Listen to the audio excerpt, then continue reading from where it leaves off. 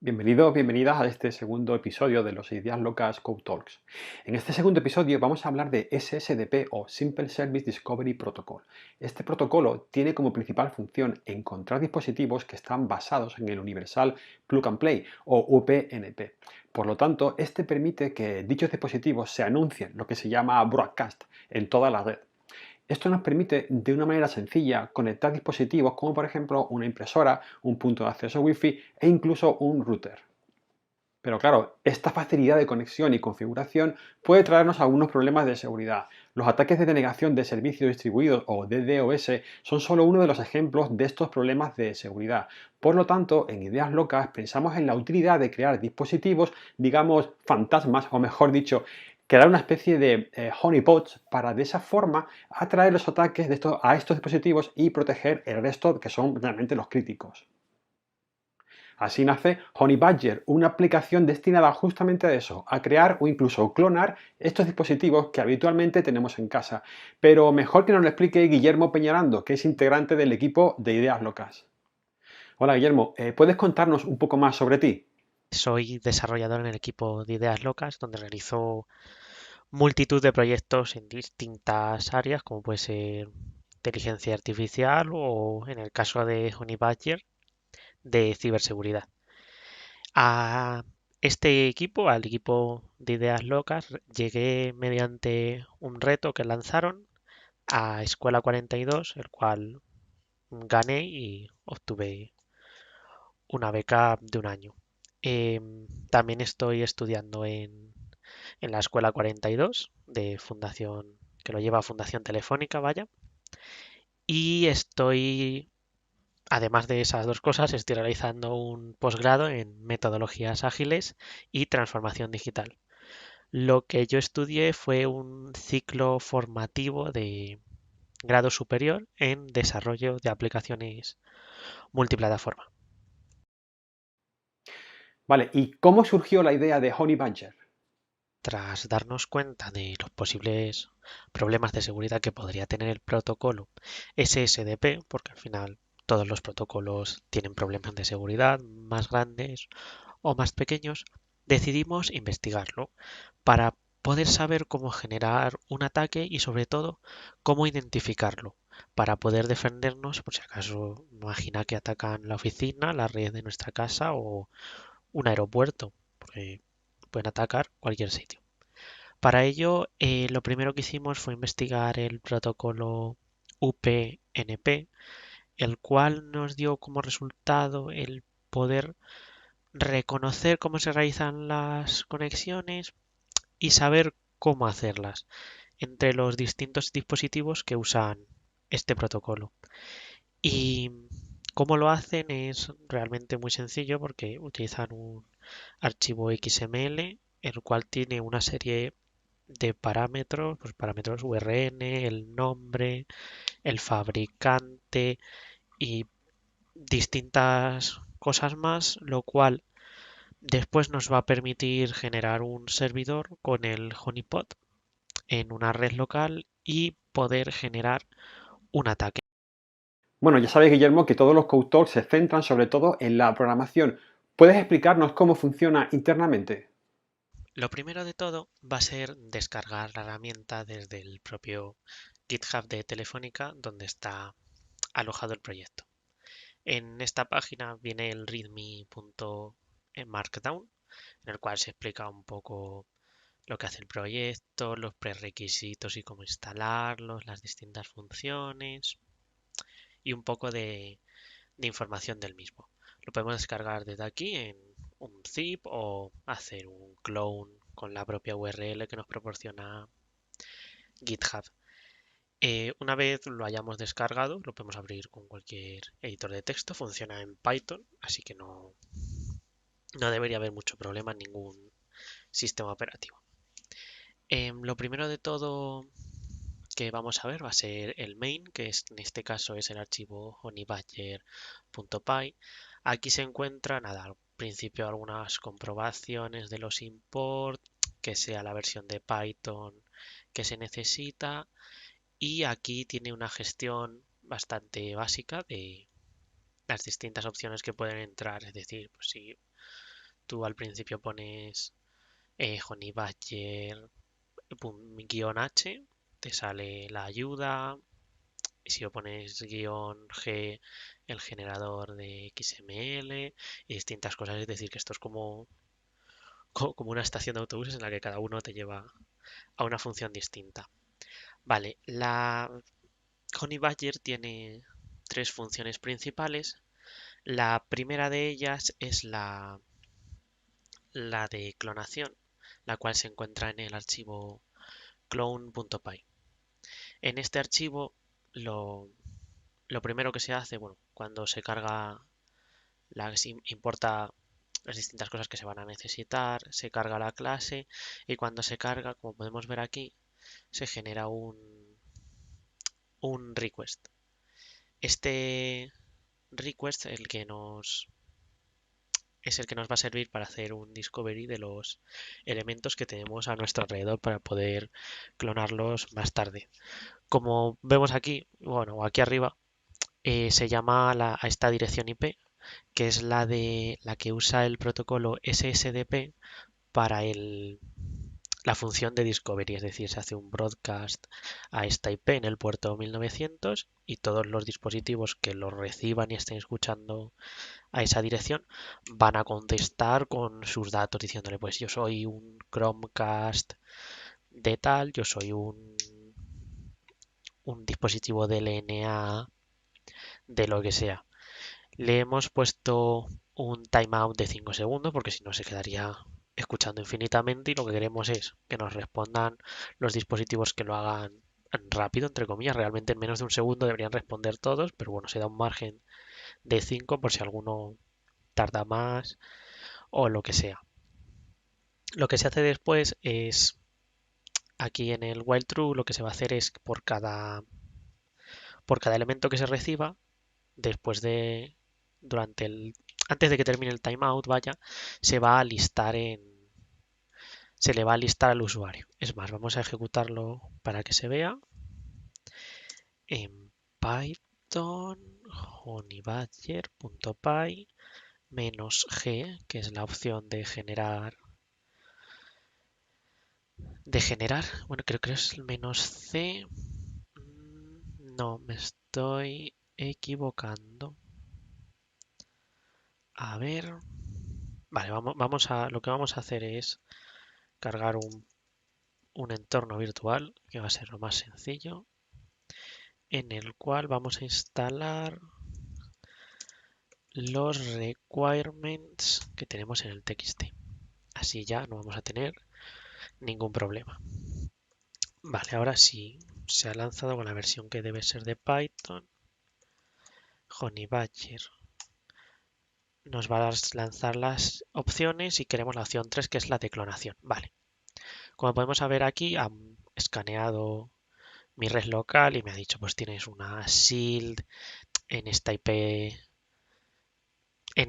con este puerto, tal, te lista a todos. Vale, y nos va a sacar cada elemento en un listado, es decir, esto se va a guardar en un array y se va a ir pasando.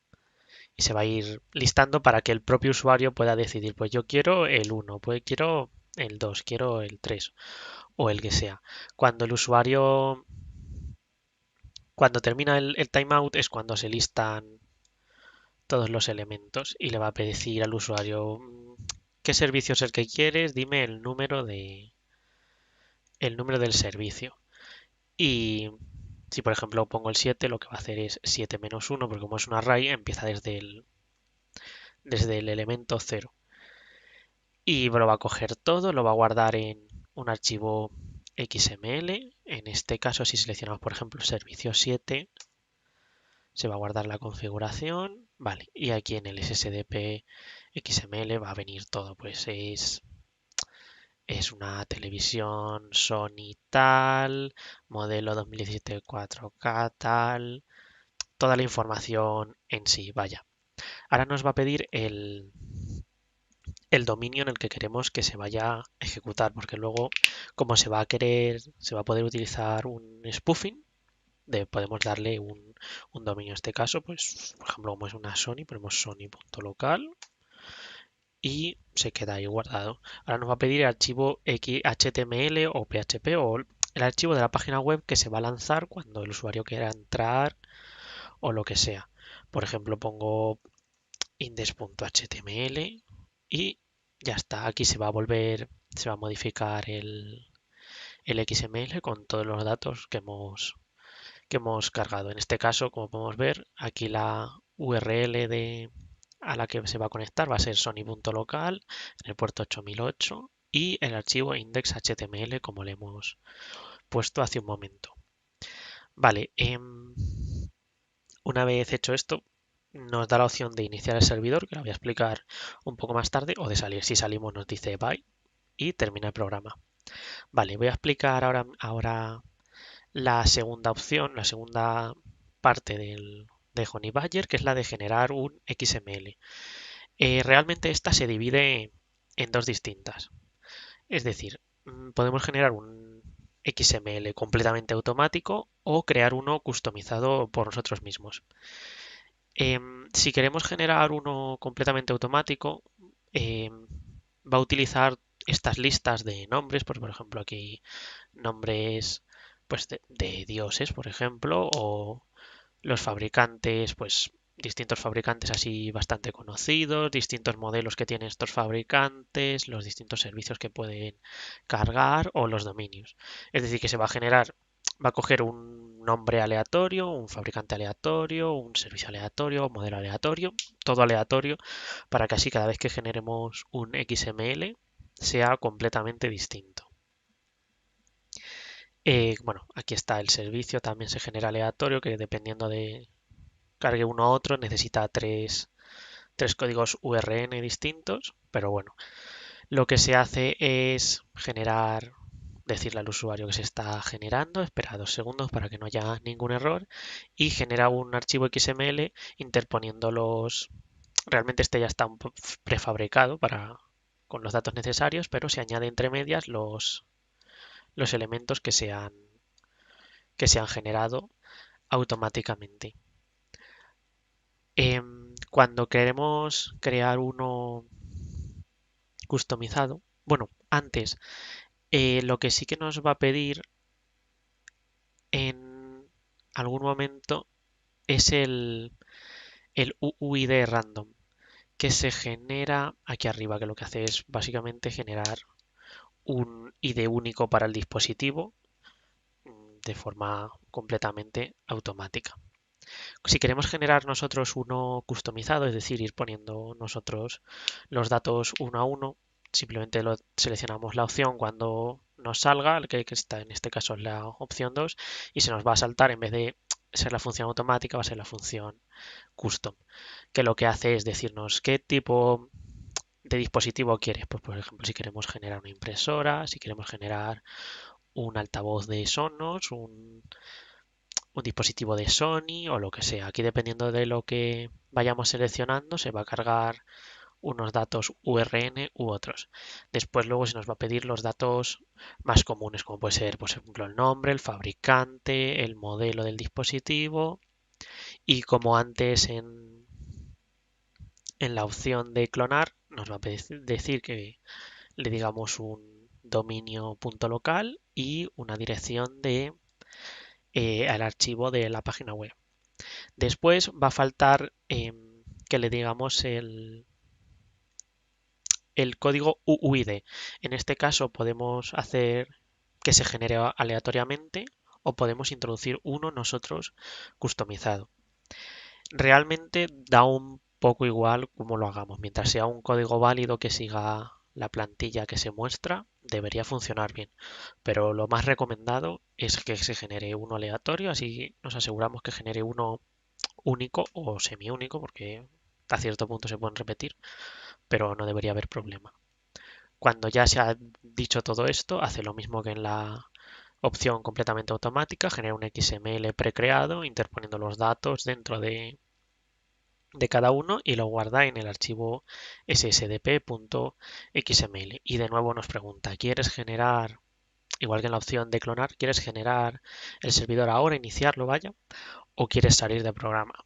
Y si lo inicias, salta al servidor y si no, termina el programa. La tercera opción que tiene es la de el servidor, es decir, el que se encuentra en server.py. Este realmente se encarga de tres cosas. Genera tres hilos de ejecución, como se puede ver aquí, y los inicializa aquí. Y lo que está haciendo es arrancar el servidor que inicializa perdón, es excepcional que no es, el searcher, que es estas dos funciones, que lo que hace es generar un servidor que va a estar escuchando a todas las peticiones SSDP, es decir, el puerto que hemos puesto antes, el de 239, 255, 255, 250 y luego el puerto 1900, va a estar escuchando continuamente. Es decir, que cuando un dispositivo le mande la petición de estoy buscando dispositivos SSDP para saber si me puedo conectar a ellos, él lo va a detectar mediante el socket que se genera y va a responder con esta petición HTTP, la cual coge los datos del ssdp.xml que hemos generado y se los va a devolver al dispositivo, haciéndole creer que realmente existe un dispositivo. Pues pongamos, por ejemplo, un Chromecast o cualquier otro, o una impresora, que igual es más sencillo de ver. Le va a decir, por ejemplo, a un dispositivo Windows, soy una impresora, tengo estas funciones, tal, y el Windows va a decir, fenomenal, lo lista en su dispositivo, en su lista de dispositivos accesibles, y se va a creer que va a funcionar. El segundo hilo lo que hace es generar un web server, porque tú cuando, por ejemplo, listas una impresora, cuando el usuario quiera acceder en Windows a esa impresora, se va a cargar el archivo HTML que hemos seleccionado antes. Entonces aquí simplemente es un servidor bastante sencillo de HTTP en Python, que lo que hace es simplemente servir funciones HTML, sirve el HTML, el CSS, todo lo que necesite para que se muestre bien. Y lo que va a hacer va a ser soltar el log en la propia terminal. Es decir, si un usuario pone ahí sus datos de logueo, o sea, imagínate, generamos una página que sea de Microsoft, por ejemplo, y pone pues tal, mi correo, tal, la contraseña, le damos a Enter, pues va a soltar en la terminal tanto el usuario, el correo electrónico, como la contraseña.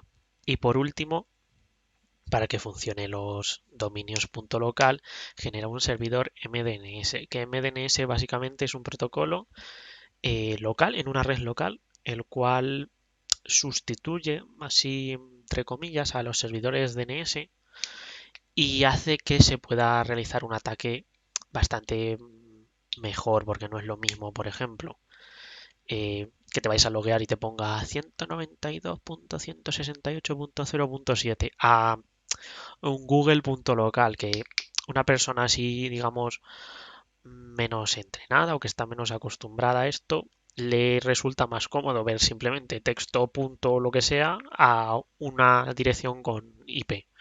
Resultaría bastante distinto y le llamaría la atención y podría saltarle alguna alarma y decir, uy, esto se ve feo y fallaría en ese caso el ataque.